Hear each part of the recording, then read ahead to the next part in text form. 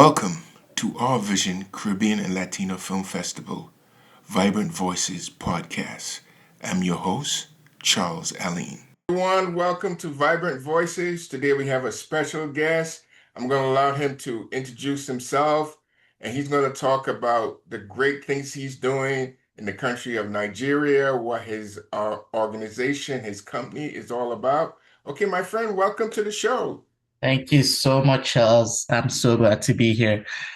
Hi, everyone. My name is Kunmi Ariyo. I am the founder and CEO of Mirus Events in Lagos, Nigeria, born and raised in Lagos, Nigeria. I'm an event professional, event strategist, event producer.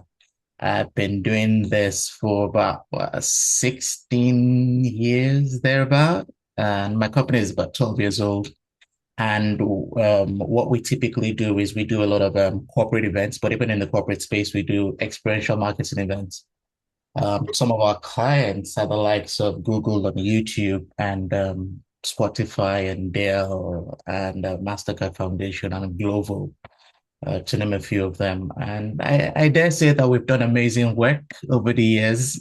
We've done some pretty good stuff over the years. Cool, cool, cool. Awesome. So let me ask you, and our audience would like to know, how did you get started in, becoming a marketing corporate event um, person? What led you? What was the thing that make you say, "Oh wow, I want to get into this industry"? Okay. I'd say that I stumbled on the industry. It wasn't something that I planned to do. So I got a job at an events company to do human resources and admin. So I was typically meant to be a desk worker. I wasn't meant to go out into the field or do any events or plan any events. I was just meant to do the admin stuff and all of that. And then I went for my first event. I got into that space. I felt like a kid in a candy store. I was like, what is going on here? What is this world? What is this? You know? And Yeah. I really loved it.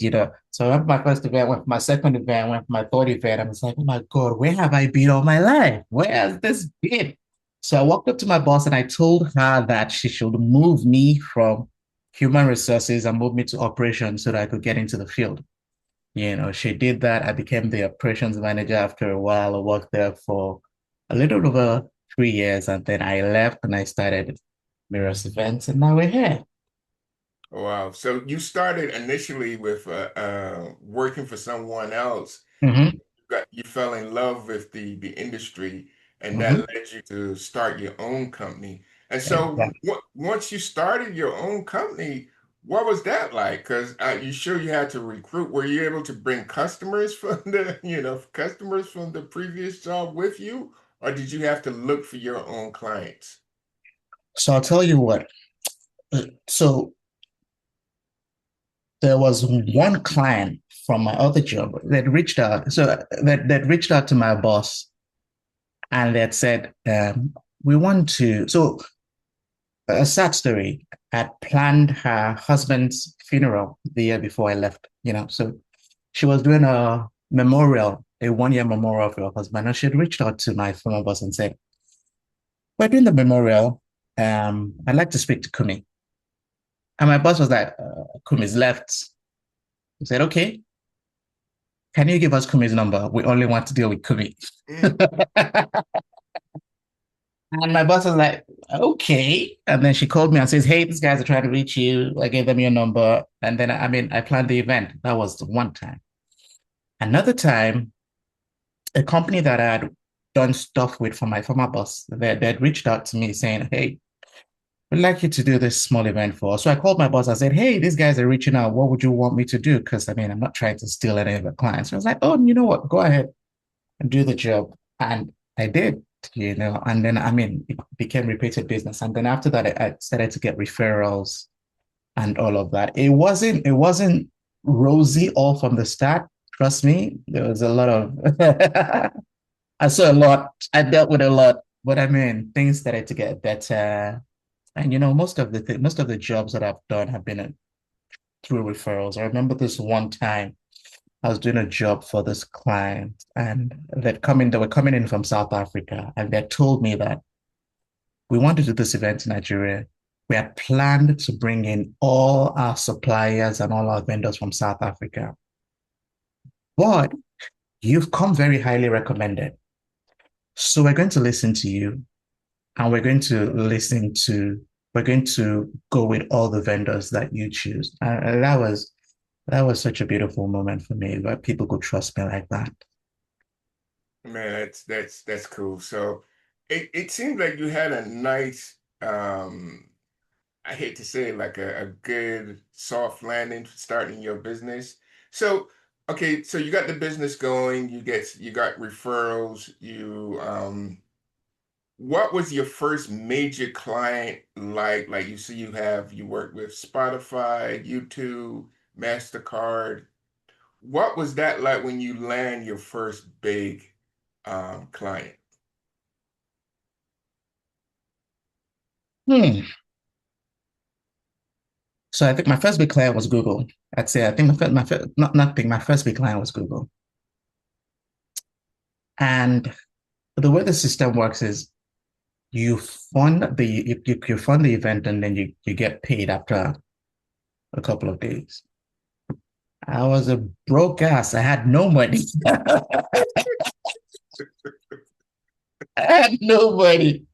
So I'm here, but of course I can't tell them that. I can't go ahead and tell them that, like, and they're like, you know what, do this. And it just kept coming, it kept coming, it kept coming. And then I'm going around, I'm like, I'm looking for who's going to loan me money, who's going to loan me XYZ. And I'm owing my vendors like I'm owing, and I'm telling them, guys, just hold on. We're going to get the money eventually. We could trust them. There's a big brand. They'll get them. I remember one particular vendor that after like 2 or 3 events, he just didn't show up again. I was like, yeah, you're owing, man. I'm done. I remember one time we're doing this event. I didn't pay the venue. They locked the doors when we're trying to do the setup. I and I told them, I said, guys, just give me till the next day. Just give me till 12 noon. I'll get you the funds. They're like, your event is starting at 8 o'clock. 12 noon is in the middle of your event. If you don't pay us by 12 noon, we're gonna shut the door on all your guests. I reach out to my mom, to my mentors, everybody. But I mean, I got the funds. I got the funds eventually, and I paid. It was some crazy days. It was some really crazy days. But then I started to get trust. I started to get trust from different people. So there were people that would loan me money, and they were sure that I was going to pay back when I said I'll pay back. So that helped a lot. And then after a while, I started to build the capital, so I had funds to do what I needed to do. Man, that's a great story because that's Hmm. very relatable. Because a lot of people at the very, right up to that moment, oh my God, I got to get some money. If I don't, this is a very big client. If I don't land this, Yeah. I go out of business. So, Uh-huh. you reach out to everyone and you're hoping for that miracle. And it Uh-huh. sounds like you got the miracle. So now. Are you now you're talking with Google? Were you able to execute that promotion for Google? And how did that go once you're in and you're working with Google? What was that experience like? So I was able to execute that. And I remember a very funny story. I remember somebody from the inside telling me this, and the person was like, hey, we're, we're, we're, we're, we're easy. If you get it right the first time, we're just going to keep calling you back. We don't have the energy to keep changing things. So just get it right. So I made sure to nail it the first time, the second time, the third time. And then I just got it. It just kept getting better. I've been working for Google for the last 12 years. You just said a very important thing right there that I hope my audience picked up on, which is you just said do it right. The first time. Right? Doing The when you first do time. it right, people want to come back and work with you because Yep. they don't want to go through the hassle of looking for a new person. Recruiting all over again. Yeah, just get Right. it right. So that's a very important thing that you just said, and I hope my audience really appreciate it. Yeah. So okay, now you're working with Google. What was how did that set you up for what was next to come? So when I started to do those jobs, I'd see what started to happen was I'd do some good events, and then people would walk into those events and say, yeah, I like what I see here. And then they'll call me and say, we heard you were the one that handled this event. We have another event that we want to do. Can you do something like this for us? You know, and then they in turn started to refer me to people outside of the country. So I'm getting calls from people in South Africa. I'm getting calls from people in the United States. I'm getting calls from people in the UK, all based on referrals. And because I had a track record, I was able to show them. So it wasn't just a case of, oh, they're referring you. I was able to show them, okay, yes, they're referring me, but this is what we did. This is what we're able to build for them, you know? And it's always good to keep a track record, always good. So I've kept the record of all the things we've done for all the different brands. And when people come out and say they want to use us, I'm saying, okay, I'll show you what we've done so that it can give you a lot more confidence to understand that we're the right people for the job. Man, that's cool. So let me ask you this question. So with everybody now trying to contact you, you mentioned South Africa, England, America. Did that give you an opportunity to travel? And then if so, what was the as a Nigerian, what was the culture like? Was there a culture shock going from different places, and how do people um, interact with you in terms of how you did business in Nigeria, how you did business in South Africa, how you did business in England, and how you did business in America? So it didn't give us an opportunity to travel as much. What it did was when those people wanted to do business in Nigeria, we were the go-to. So it wasn't a case of us traveling, it was a case of them able to find a soft landing when they got into Nigeria. And there was quite a bit of culture shock. Though I'd done about one or two events outside of the country. Um, People are different. Nigeria is a very different playing field. For example, you can do an event in the States and you'll have people pay for their drinks or their food at your event. Not in Nigeria. Like you can't do it. It's very unheard of for you to do a corporate event and have people pay for food and drinks, unless it's a concert or a festival.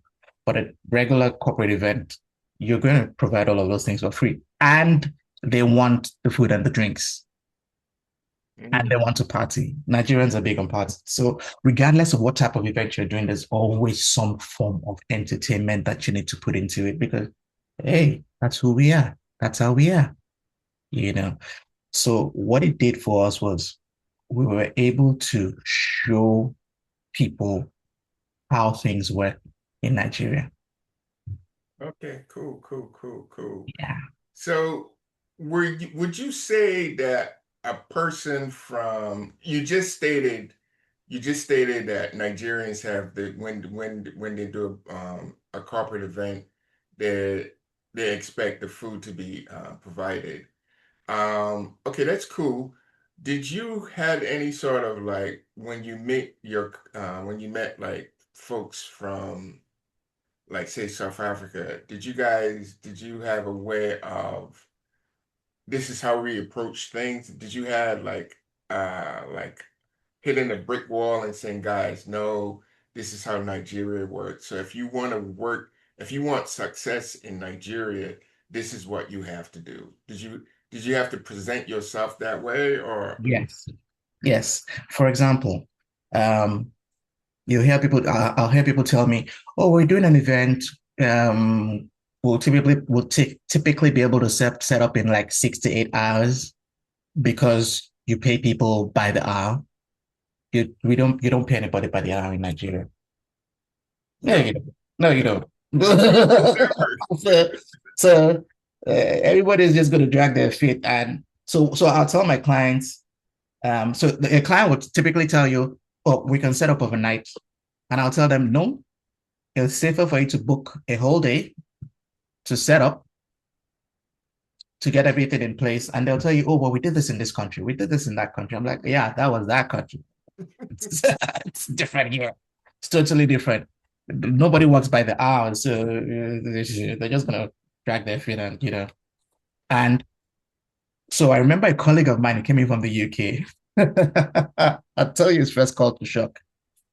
In the UK, you can talk to all your vendors and tell them, my event starts at 5 p.m. You guys need to be ready by 4:30 or 4:45. You can go to bed. They'll show up and I'll know get set.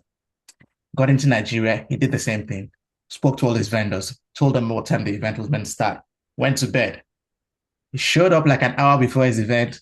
There was nobody on site. There was nobody on site. You know, if you don't follow up vigorously, nothing's gonna get done.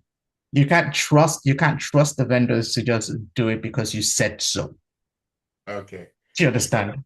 So that's great. The lesson learned right there for my audience is like you definitely need a liaison in Nigeria. If you're gonna do business, you need people on the ground to guide you. I That don't think, understand the culture on ground. yeah, Yeah, yeah, yes, most definitely. yes. Most I definitely. think most people can accept that because there's money to be made in Nigeria Oh, yes. as long as you understand the culture and the people. I mean, you were able to execute stuff properly. And Let me so, ask. Okay, go go ahead. ahead. I'm sorry. I was going to ask you, have you ever heard about African time? No, Oh, you have one. Wow. I'll tell I'm, you. I'm sorry. I'll tell you. Uh-huh. So, say, for example, you have an event and you're starting at 6 p.m. Mhm. 6 p.m. is time you put on the invite for everybody to show up. Typically, people are not going to show up till about 8 p.m. Oof. because African time. So, what that means is if you're typically going to do an invite for 6 p.m., it's safer to write on it 6 p.m., no African time. Because, yeah, they're going to show up at like 8 or 9 p.m. Or if you want them to show up at 6 p.m., you can put an invite for 4 p.m.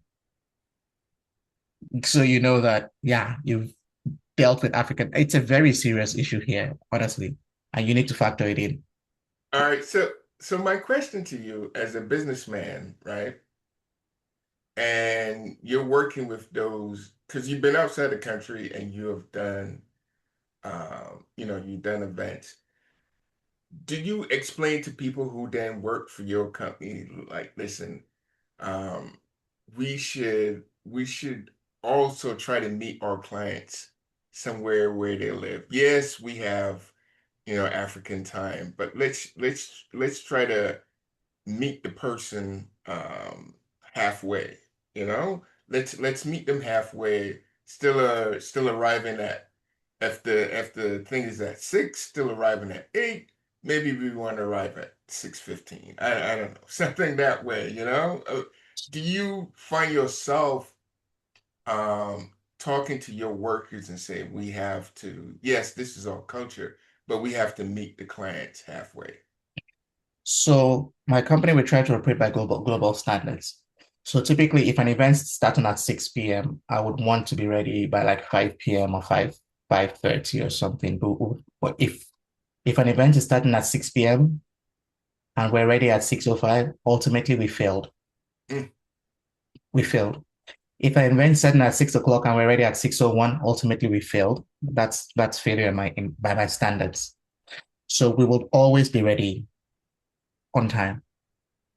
But the guests, the guests come in for the event. That's another ball game. We have no control over the guests. But for us to be ready and set, 100% ready and set, we're always ready and set on time, before time.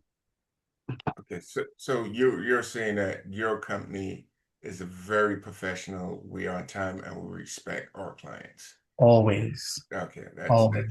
that's great. So let me ask you a question. Now, this is about the highs and lows of being an event person and marketing. What would you say was your high? Give us your high and low points so far in doing this this work?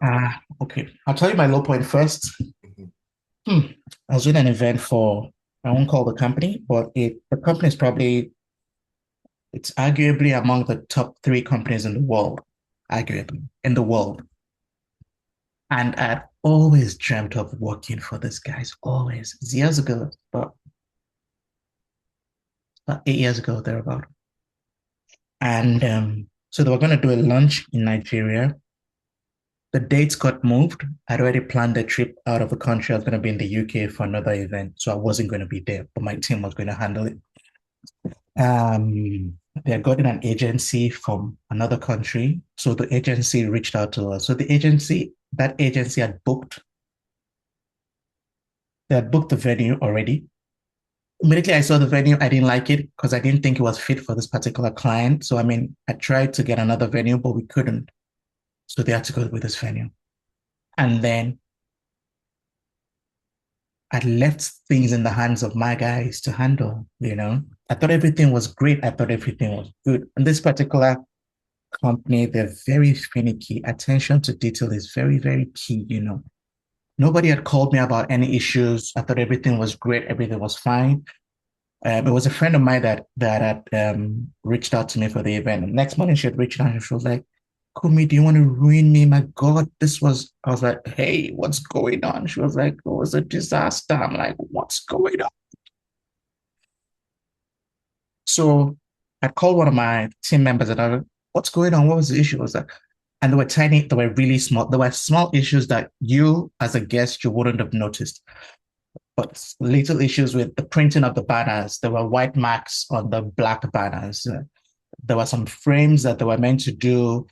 The supplier handling those frames, he didn't use the right wood. So by the time they put them in the air-conditioned buildings, the wood started to bend. Little things, little details. And one of my staff had reached out at the end of the event. She had reached out to one of the execs at the company and she'd asked, what would you rate this event over 10? And he rated the event 1.5 over 10.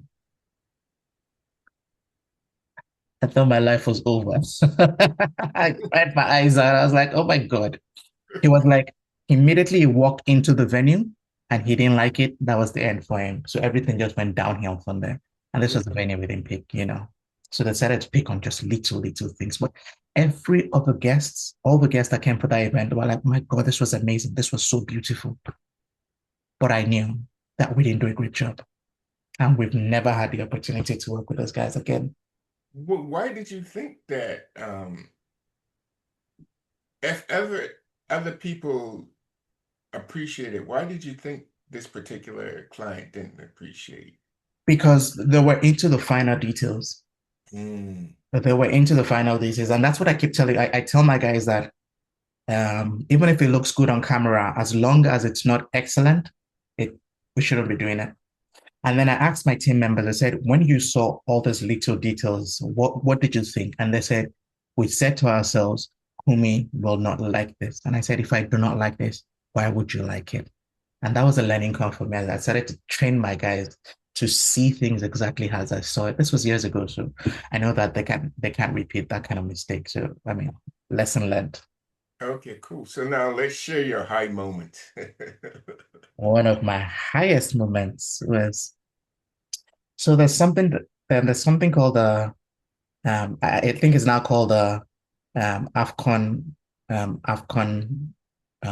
awards, the African Football Federation Cup. So it's almost like the Ballon d'Or for Africa. Mhm. Yeah. Uh, the year before, I was watching it on TV and I said to myself, I'd really love to plan this event. Later that year, I got a call.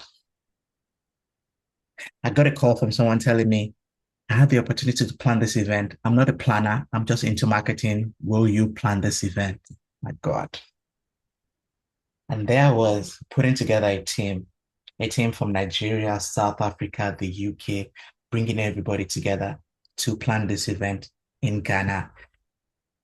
When we set up that event, I stood up at the gallery of the hall, and it was just so surreal that this was me the year before watching it on TV, and this was me the year after actually planning that event. It was an awesome moment for me. Such an awesome moment for me. Man, We that's had that's we had all the amazing African footballers from that was the first, I don't watch football, so I don't exactly know these guys, but I mean I'm seeing Salah, I'm seeing all the big guys, all the big guys. They were there. It was just such an amazing night. cool. So would you say that your company is like how would you say your company status in Nigeria? Would you say you're like the number one, number two event marketing company? Or how would I'd say we're in the top five. I won't brag and say we're number one, but I'd say I mean, if you ever wanted to count the top five, our name will definitely show up. okay, so for me, listening to you talk and talk about your company, how you got started, your love, you just sort of wondering, but then you fell in love with it. How would you, I mean, how would you how do you feel now with everything that you've done? You talked about your highs and lows. And what do you see for the future for your company? Like, where do you want to take it? Hmm. So right now, I mean, after we celebrated our 10th anniversary, the dream is so it's something called Mission Mirrors. It's something that we put together called Mission Mirrors, and the idea is for a lot of people, people say that we were taking them to space, but that's not the idea. The bottom line is the next frontier in experiential marketing. How do we use technology better? How do we use AI to enhance our experiences? How do we build on experiential marketing? Away with just people showing up for events. The question is, how do you engage the five senses of your guests at any event? From when they're walking, from the food, from the city, from everything. How do you ensure that you're engaging their five senses? That at the end of that event, what is on their lips is the objective of the event. If you're selling a brand, when people leave, they're talking about the brand. If you're launching a product, when people leave, they're talking about the product. How do you leave the essence of the event on the lips of the guests when they leave? That is the goal. That is the ultimate goal all the time. Cool, cool, cool. Do you do you feel that you have enough? I know you've been 16 years, you say, thereabout. Do you feel you have that and that you can give advice to younger people who want to get into this industry? What kind of advice or, like, let's say you want to be like a mentor to someone and say, avoid this, do this, this is our mistakes. You should go about it this way. Do you have any sort of advice like that for anyone, for younger people who want to get into this business? Most definitely. First thing I'll say is think global. Always think global. Try not to be a local champion, regardless of where you're coming from, but think global. So that when people mention your name, they can say that, oh, this guy can stand anywhere in the world. Get it right the first time. Make sure to get it right the first time. Um, and be true to yourself. Be true to what you want to do. Silence the noise. Silence the distractions. People are going to tell you, oh, you do this, do this. Try to be this. Be true to yourself. Be true to what your passion really is. And find a mentor. Find a Cool, mentor because they failed for you. Mentors have failed for you so that you don't fail again.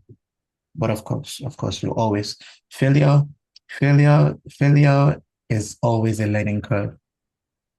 But you can minimize your failures by having a mentor. cool, cool. Yeah, I think that's about it.